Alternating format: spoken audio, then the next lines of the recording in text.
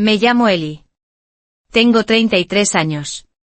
Siempre he sido el típico tipo que se acuerda de los cumpleaños, que aparece con un regalo y que se ofrece a ayudar a recoger aunque el estropicio no lo haya hecho yo. Mi familia nunca me lo ha puesto fácil. No es que yo sea la oveja negra. Soy más bien el invisible. No soy alguien ruidoso. No soy de montar dramas. Nunca he tenido una bronca enorme con nadie. Pero con los años he ido notando cómo me apartaban a un lado, poco a poco, quemando por dentro. Pequeños detalles. Grupos de chat en los que nunca me incluían. Bromas internas que yo no pillaba. Fotos familiares en las que yo desaparecía de manera misteriosa aunque ese día había estado allí, de pie en una esquina. Siempre les daba el beneficio de la duda. Seguro que se han despistado, me decía. No va contra mí. Me aferré a esa idea más tiempo del razonable. Supongo que una parte de mí pensaba que si seguía apareciendo, ayudando, siendo majo, tarde o temprano volverían a verme. El problema de que te excluyan en silencio es que les deja margen para negarlo todo. Y eso es lo peor. Nadie tiene por qué decirte a la cara que no te quieren allí. Solo tienen que hacerlo justo para que dejes de esperar la invitación. El mes pasado estuve en la fiesta del 7º cumpleaños de mi sobrino Liam, el hijo de mi hermana. Le llevé un set de Lego Star Wars que llevaba meses pidiéndome. Incluso me senté con él para montar la mitad. Me quedé después de la fiesta, cuando el resto de los adultos ya se había ido, para ayudar a fregar los platos mientras mi hermana miraba el móvil. Charla ligera. Frases de compromiso. Nada fuera de lo normal. Todo parecía tranquilo. Como si quizá, solo quizá, las cosas empezaran por fin a colocarse.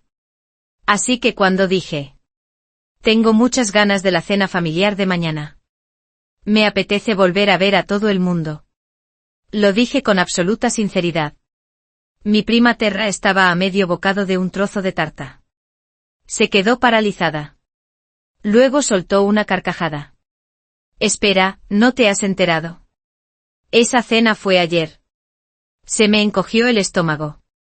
Miré a mi tía, estaba al otro lado de la cocina, medio esperando que aquello fuera una broma pesada. Pero no. Sacó el móvil sin pensárselo. Tenía fotos. Una mesa larga montada en el jardín trasero de casa de mis padres. Guirnaldas de luces. Copas de champán. Todo el mundo arreglado de punta en blanco. Y lo peor. Hasta parientes lejanos a los que llevaba años sin ver también estaban allí. Brindis. Discursos. Niños corriendo. Fotos de grupo. No era una barbacoa improvisada y cutre. Era la cena de familia. Esa cena que mi madre organiza cada verano. Prácticamente la reunión oficial de todos. Mi tía empezó a pasar las fotos como si me enseñara imágenes de unas vacaciones. Esta fue justo antes del postre. Fue cuando tu madre soltó su pequeño discurso sobre estar rodeada de todas sus bendiciones. Marcó despacio las últimas palabras. Sonaba como si se hubiera dado cuenta, demasiado tarde, de que quizá yo no debería estar oyendo eso. Pero el momento ya estaba arruinado. Notaba la cara ardiendo. La boca completamente seca. Entonces mi hermana, que no había abierto la boca hasta ese momento, levantó la vista del plato que estaba secando y murmuró: la próxima vez entérate de la indirecta. Y ya. Yo no dije nada. Ni siquiera reaccioné. Me quedé de pie unos segundos mirando cómo mi hermana seguía limpiando la bandeja de servir tan tranquila, como si no acabara de meterme una puñalada en el pecho. La cocina se quedó de pronto sin aire. Solté la esponja. Fui al salón. Cogí el sobre con la felicitación de cumpleaños de Liam y la tarjeta regalo que había metido dentro a escondidas como sorpresa. Y me fui. De camino a casa no podía sacarme su frase de la cabeza. Entérate de la indirecta. La rebobinaba una y otra vez mentalmente. La forma en que lo dijo. Sin rabia. Sin mala leche. Solo cansada. Como si esto llevara mucho tiempo cocinándose. Como si yo fuera un despistado que no pilla el mensaje pese a las señales cada vez más evidentes. Como si fuera una carga por seguir creyendo que tenía un lugar allí. Lo reconozco. Lloré en el coche. No es algo de lo que me enorgullezca.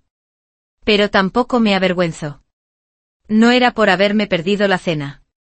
Era por ese momento de claridad total, de confirmación rotunda. Ya no era uno de ellos. Me había convertido con suerte en una obligación lejana. Aquella noche no pegué ojo. Me quedé tumbado en la cama, mirando al techo, repasando años de desprecios que había dejado pasar. La ocasión en que me dijeron que la cena de Navidad era solo para familia directa y luego subieron fotos con gente a la que apenas conocía. Los grupos de chat de los que me enteré solo por capturas. Los cumpleaños en los que se olvidaron de felicitarme. Las bromas que nunca llegué a entender porque habían pasado en habitaciones donde yo no estaba invitado. Pero esto es importante. Yo no soy de los que buscan venganza. No soy rencoroso. No quiero ajustar cuentas con nadie. Lo que quería, lo que necesitaba, era por fin poner punto final de verdad. Se acabó la esperanza. Se acabó seguir apareciendo.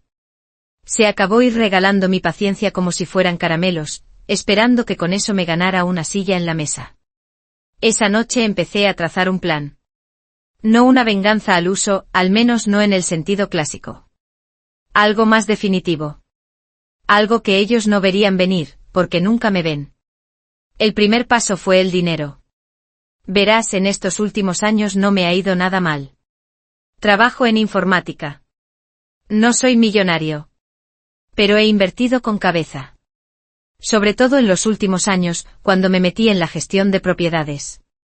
Nadie se interesa de verdad por mi vida. Así que no saben que ahora tengo 3 casas en alquiler. No saben que he estado ayudando a mis padres en silencio con cosas como el tejado o la fontanería, mediante unas ayudas anónimas que monté a través de mi propia empresa, una LLC. Nunca he necesitado que me aplaudieran por eso. Solo quería apoyarles porque son mis padres. O lo fueron. Una semana después de la fiesta de cumpleaños, mi madre me llamó. Estaba fuera de sí. El aire acondicionado central de su casa se había roto justo en la primera ola de calor del año. Nos han dicho que arreglarlo sale por más de 8.000, dijo con la voz temblorosa. El técnico con el que tú sueles tratar dice que este año no ha recibido la transferencia habitual del mantenimiento. ¿Ha pasado algo con el fondo? Le expliqué con calma que había cerrado el programa de ayudas. Al principio se quedó descolocada, pero no añadí nada más. Estoy seguro de que tú y todos los que fuisteis a la cena sabréis apañároslas, dije. Silencio al otro lado. Casi podía oír cómo le daban vueltas las ideas. No esperé a que dijera nada. Simplemente colgué de forma educada. Ese mismo día llamé a mi abogado. Había otras cosas que yo había ido pagando a lo largo de los años. Un fondo universitario para mi sobrina. Un tratamiento dental urgente para mi tío. El sueldo de la asistenta a tiempo parcial que mi hermana contrató para que le echara una mano con su tienda de Etsy. Tenía comprobantes de todo. Ninguno de ellos sabía que esas ayudas estaban ligadas a ciertas cláusulas y acuerdos. Y ninguno sabía que esas cláusulas podían anularse con una sola firma. Firmé. Envié las cartas. Bloqueé las cuentas. Hicieron falta un par de semanas para que se notara la primera sacudida. Mi bandeja de entrada se llenó de llamadas perdidas, mensajes, videollamadas de FaceTime que no contesté. Un mensaje de mi prima, de una sola línea.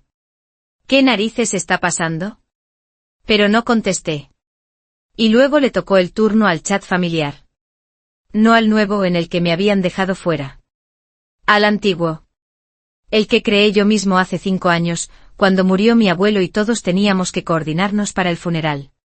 Todavía tenía permisos de administrador. Cambié el nombre del grupo a igual deberíais pillar la indirecta. Luego fui eliminando a todos los miembros, uno por uno. No dije ni mu. Solo silencio. Pero eso era solo el principio. Porque aún había algo que yo no había reclamado. Y cuando lo hiciera, todo cambiaría.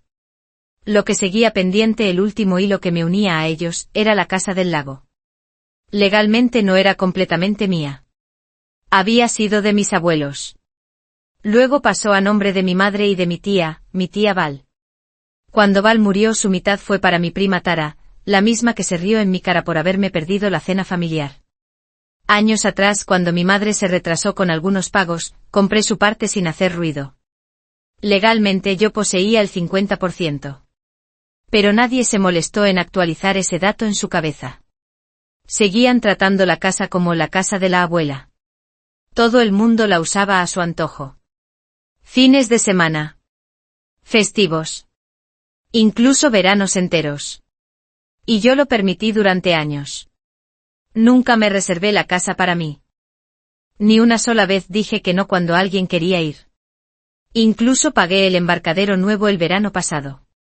Sin decir nada. Sin pedir reconocimiento. Pero ahora la cosa había cambiado.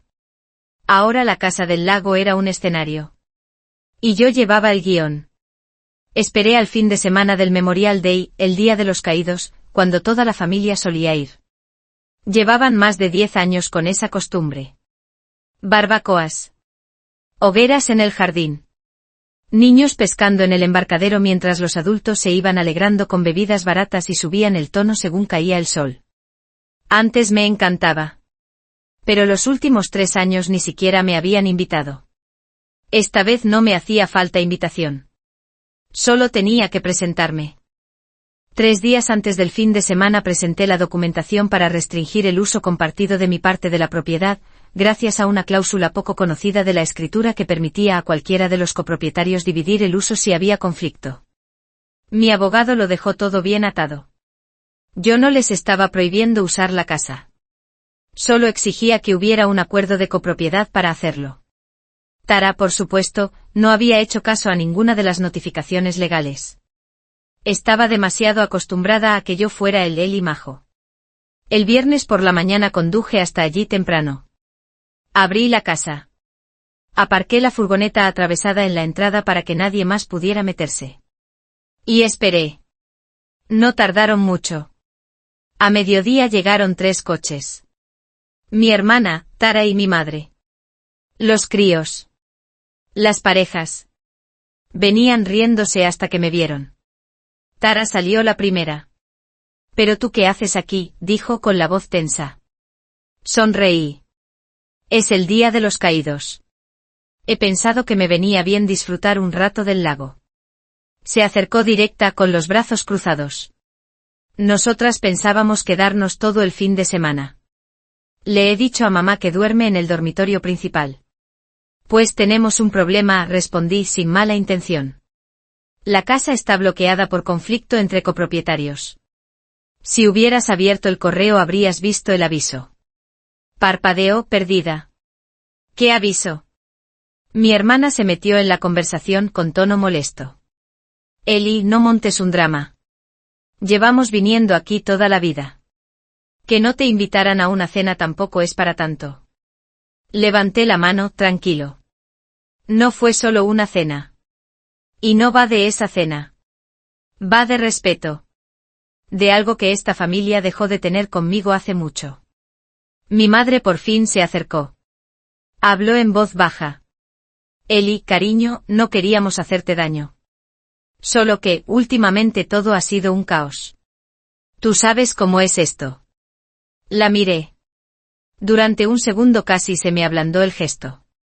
Casi. Luego recordé todas las veces que había excusado la crueldad de mi hermana. Todas las veces que se había reído de que me dejaran fuera como si no fuera más que un malentendido. Todas las veces que había hecho de mediadora pidiéndome a mí que fuera, el que aguanta, una y otra vez. «Sé perfectamente cómo es», dije. «Y por eso estoy aquí. Esta casa ya no es un sitio de vacaciones para todos. Si la queréis usar, firmamos un acuerdo nuevo. Compartimos el mantenimiento. Rotamos el uso». «Oh». Me encogí de hombros. «La ponemos a la venta». «No te atreverás», soltó Tara, subiendo el tono. «¿Vas a cargarte la tradición familiar por qué? ¿Por ir dolido?». La miré a los ojos. Sereno. «No. La parte de familia ya os la cargasteis vosotros hace tiempo. Yo solo estoy poniendo en orden el papeleo». Lo intentaron todo. Gritos. Súplicas. Culpas. Mi madre llorando. Mi hermana llamándome egoísta. Terra amenazando con denunciarme. Pero daba igual. Lo tenía todo escrito. Mensajes. Facturas. La cláusula de la escritura. Y el silencio en el que había estado hundido durante años. Ese silencio ya no estaba. En su lugar había una claridad nueva. Fría. Nítida. Innecesaria. Al final se marcharon. No sin soltar alguna frase por la espalda. Pero yo ni me moví. Me quedé en el porche hasta que los coches desaparecieron al final del camino de grava. Luego entré, abrí una cerveza y me senté en la vieja mecedora que usaba mi abuela. Esa noche encendí un fuego en el hoyo del jardín de atrás y me quedé mirando cómo las chispas subían al cielo como restos de algún 4 de julio olvidado. Y por primera vez en muchísimo tiempo sentí que pertenecía a algún sitio. Pero la última parte llegó a la mañana siguiente. Porque todavía no había terminado. Tenía algo más que mandar. Y cuando lo recibieran entenderían que las consecuencias de verdad ni siquiera habían empezado. La mañana siguiente me desperté solo con el canto de los pájaros. Nada más. Sin niños gritando en el embarcadero. Sin altavoces Bluetooth retumbando desde el porche. Sin olor a bacon quemado, el de siempre de mi hermana. Solo silencio. Un silencio casi inquietante. Y me encantaba. Me preparé un café. Bajé descalzo hasta la orilla. Miré cómo la niebla de la mañana se arremolinaba sobre el agua como vapor saliendo de un secreto hirviendo. Tenía muchas cosas en la cabeza. Pero no estaba triste. Solo centrado. Resuelto.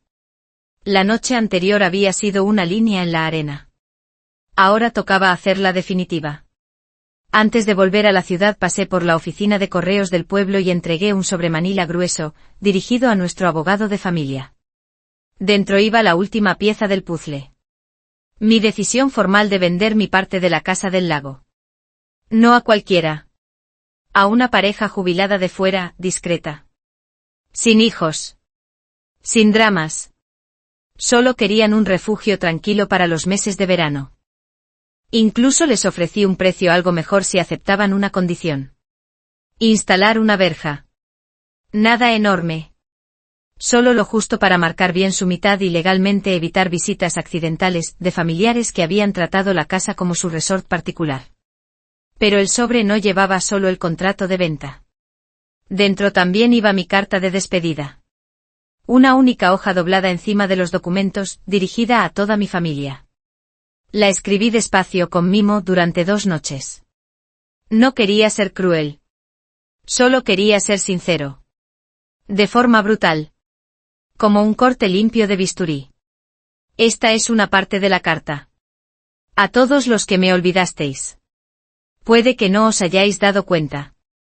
Pero durante años me he convertido en un fantasma dentro de esta familia. No porque yo me haya apartado solo. Sino porque me habéis ido empujando en silencio con vuestras exclusiones, vuestros silencios, esas sonrisas por encima del hombro cada vez que yo seguía apareciendo, convencido de que aún importaba. He sido el que ayuda. El que da. El que calla. El extra en la mesa. Nunca pedí gran cosa. Solo una silla. Y un poco de cariño. Pero vuestro mensaje ha quedado clarísimo. No soy familia. Soy un recurso. Una cartera. Un último pensamiento. Un chiste. Así que ahora ya he pillado la indirecta. Ya no tendréis que olvidaros de invitarme. Ya no tendréis que poner los ojos en blanco cuando aparezco o cuchichear en la cocina cuando salgo del salón. He terminado. No estoy enfadado. No busco venganza. Simplemente he acabado. Esta casa fue el último lugar donde todavía sentía un poco esa sensación de pertenecer. Algo parecido a formar parte de algo. Y ahora la he dejado ir. Los compradores son un encanto. La cuidarán. Y no os preocupéis. No van a permitir visitas sin invitación, ni siquiera en fiestas. Considerad esta carta como vuestro aviso oficial. Ya no estoy disponible para llamadas llenas de culpa, para maniobras de manipulación ni para grupos de chat familiares. Os deseo lo mejor. De verdad. Pero a partir de ahora, mi paz va primero. Eli. 3 días después mi móvil no dejó de sonar. Llamadas perdidas. Mensajes de voz. Una avalancha de textos que pasaban de la confusión al pánico y, de ahí, a la rabia en cuestión de horas. Mi hermana, que llevaba más de un año sin decirme algo amable, de repente tenía un montón de cosas que soltar. Mensajes como: «Le estás haciendo polvo el corazón a mamá». Y: «Estás comportándote como un crío». Mi prima Terara me mandó un tochazo de mensaje que empezaba con: «¿En serio has vendido la casa?». Y terminaba con: «Te vas a arrepentir». Pero el mensaje que se me quedó grabado fue el de mi madre. Solo una frase: «¿Por qué nos haces esto?». Me quedé mirando esa línea mucho rato. Estuve a punto de contestar. Incluso escribí varias versiones. Unas más duras. Otras más suaves. Una que solo decía: «Porque tú lo consentiste». Pero las borré todas. Porque ella ya sabía la respuesta. Una semana después se cerró la venta. Los nuevos propietarios entraron. La familia intentó frenar la operación. Pero como Tara no había pagado su parte de los gastos de mantenimiento y de los impuestos, y yo tenía la mayoría de derechos sobre la escritura gracias a una cláusula poco conocida que activé a través de mi LLC, no pudieron hacer nada. Legalmente, económicamente y emocionalmente el asunto estaba zanjado. El verano vino y se fue. Ellos acabaron alquilando una casa en Airbnb al lado de otro lago, 2 pueblos más allá. Lo vi en las fotos del Instagram de mi prima. Otro embarcadero. Las mismas sonrisas tensas. La misma pose de que aquí no ha pasado nada. Solo que sí había pasado. Porque la próxima vez que necesitaran un favor ya no habría ningún Eli al que llamar. Ningún apoyo silencioso. Ninguna cartera con sentimientos, como me llamaron a mis espaldas en una reunión de Zoom cuando se quedó un micrófono abierto y yo lo escuché. Mientras ellos se adaptaban como podían, yo me dedicaba a construir algo mejor. Una vida en la que no era invisible. Un círculo nuevo de amistades que me veían. Que me valoraban. Que se reían conmigo. Y que jamás, ni una sola vez, me hicieron mendigar un sitio en la mesa. Todo esto nunca fue realmente una venganza. Era liberación. Pero que nadie lo confunda. Aún quedaba un giro más. Porque 2 meses después de que se cerrara la venta de la casa, en el trabajo pasó algo curioso. Mi empresa lanzó un nuevo programa de mentoría, remunerado. Invitábamos a gente de toda la región a formarse en informática y gestión de proyectos. Estaba pensado para personas que querían empezar de cero. ¿Adivina quién echó la solicitud? Terra. Ella no sabía que las solicitudes iban a ir directamente a mi mesa. Y desde luego no esperaba la nota que grapé a su carta de rechazo. Solo 6 palabras. La próxima vez intenta pillar la indirecta. Las semanas siguientes fueron mucho más silenciosas de lo que imaginaba. Ni llamadas. Ni mensajes. Como si después de años de desprecio silencioso en una sola dirección, el silencio se hubiera vuelto por fin cosa de 2. Y por primera vez, no sentí que fuese mi responsabilidad arreglarlo. Dejé de mirar sus redes sociales. Me borré de los últimos correos familiares. Mi móvil se quedó tranquilo.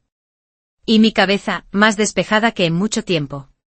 Pero tenerlo claro no significa que la paz llegue sin lucha. Todavía había noches en las que me quedaba despierto preguntándome si quizá me había pasado.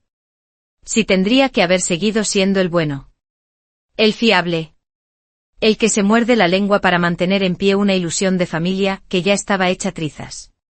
Ese sentimiento de culpa había sido como un abrigo viejo y gastado. Incómodo pero familiar. Incluso reconfortante a su manera retorcida.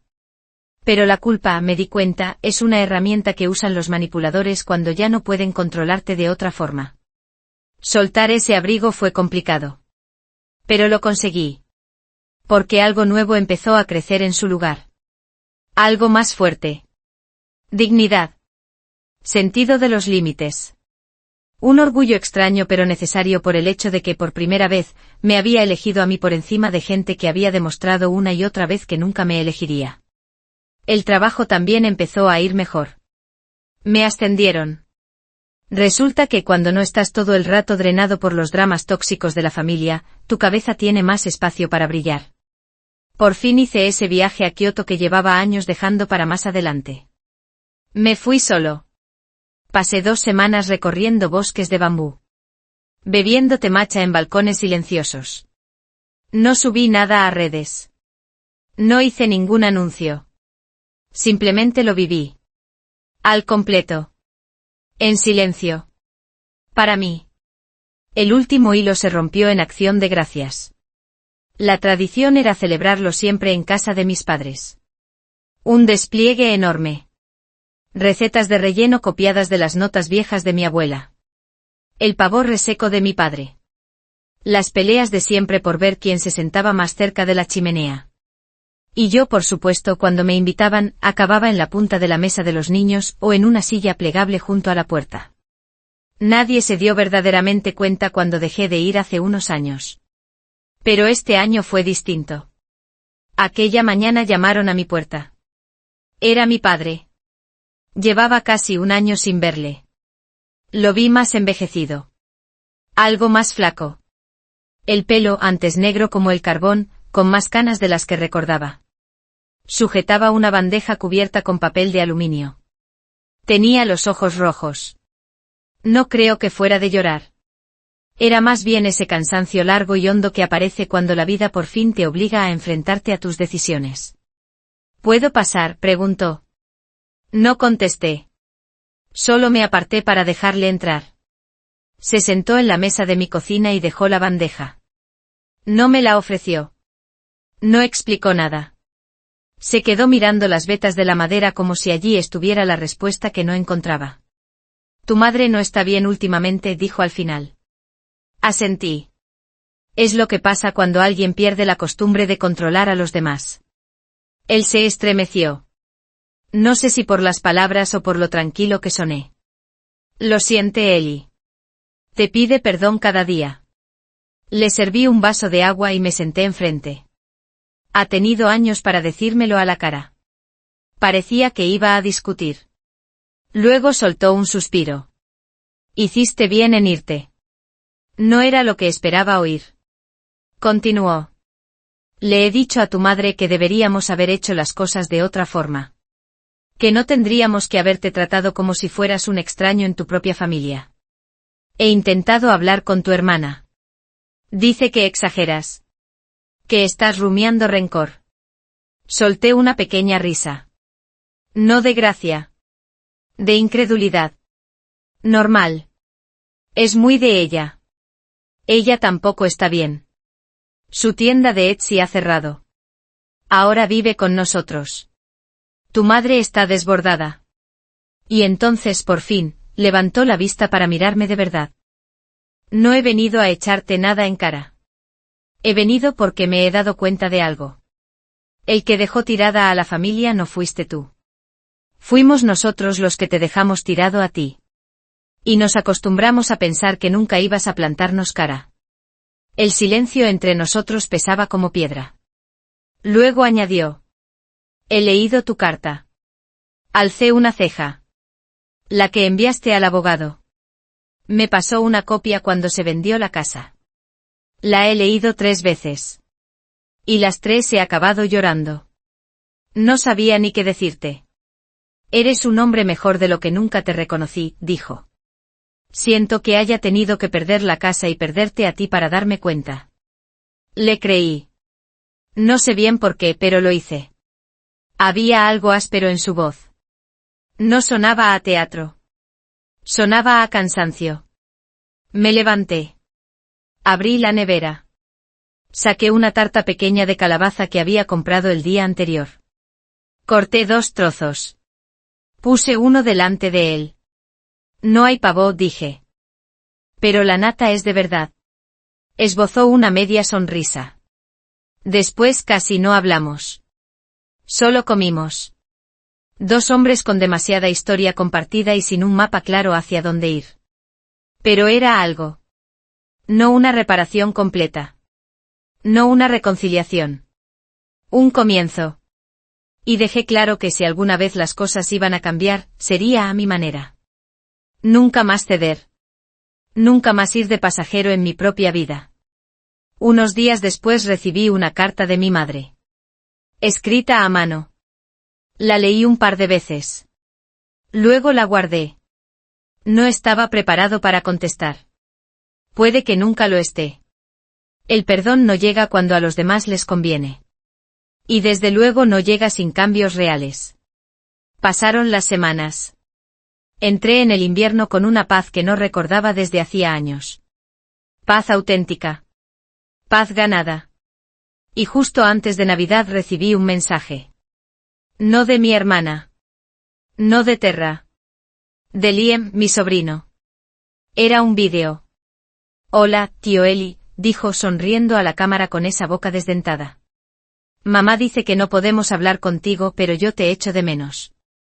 Le he dicho que es una tontería. Espero que estés bien. Estoy construyendo otra nave espacial de Lego. Esta vez lleva 3 motores. Detrás de él se oyó la voz de mi hermana gritando. Liam, dame ese móvil. El vídeo se cortó. Lo vi una y otra vez. El pecho me dolía de una forma que no tenía nada que ver con la rabia. Solo tristeza. No por mí. Por él. Por todo en lo que le estaban metiendo. Ese círculo de exclusiones. Esa manera de usar el silencio como arma. Él no se merece eso. Así que le mandé otro vídeo. ¿Qué pasa, campeón?, dije sonriendo. Esa nave suena brutal. Seguro que es la más rápida de toda la galaxia. Yo también te echo de menos. Y voy a estar aquí siempre, diga lo que diga nadie y pase lo que pase. Vale. No recibí respuesta. Pero no pasaba nada. Porque lo que dije era verdad. La venganza nunca fue realmente para hacerles daño a ellos. Era para dejar de permitir que me hicieran daño a mí. Para levantar muros no como castigo sino como protección. Y quizá, solo quizá, alguien de la siguiente generación no crezca sintiéndose invisible. Quizá aprendan que está bien decir que no. Poner límites. Alejarse de quienes solo te quieren cuando les viene bien. En lo que a mí respecta, estoy bien. He comprado un sitio nuevo. Más pequeño.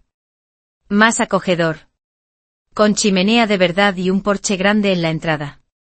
Hago noches de juegos de mesa con amigos. Cocino cenas que no vienen cargadas de críticas disfrazadas. Me río más. Duermo mejor. Y cuando el móvil me enseña fotos viejas de reuniones familiares en las que salgo en una esquina, medio sonriendo, medio esperando, las paso de largo. No es porque siga resentido.